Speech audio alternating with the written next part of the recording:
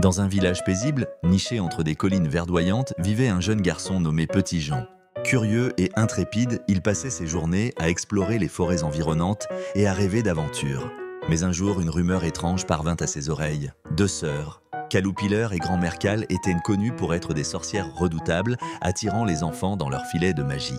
Un matin, Petit Jean décida d'enquêter. Armé de son courage, aventura dans la forêt où il découvrit une maison en pain d'épices, scintillante sous le soleil. Les sœurs sorcières l'attendaient, un sourire malicieux aux lèvres.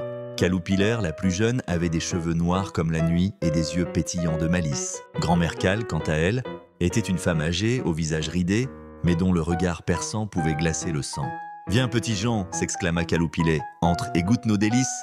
Petit Jean, conscient du danger, feignit l'enthousiasme. « Je suis ravi de vous rencontrer, mais j'ai promis de revenir avant le coucher du soleil. Peut-être puis-je vous aider d'abord ?» Petit Jean proposa de les aider à préparer un sort. Pendant qu'elles se concentraient sur leur grimoire poussiéreux, il observa attentivement. Soudain, une idée brillante lui vint à l'esprit.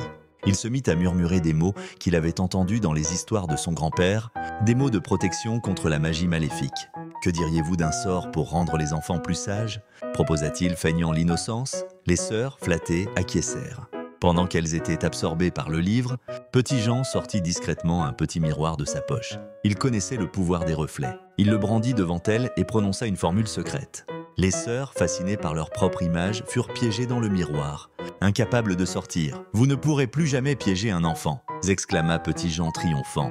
Il referma le miroir et le cacha sous une pierre dans la forêt. Petit Jean rentra chez lui, le cœur léger, sachant qu'il avait non seulement sauvé les enfants du village, mais aussi appris que le courage et l'intelligence peuvent vaincre même les plus redoutables des sorcières.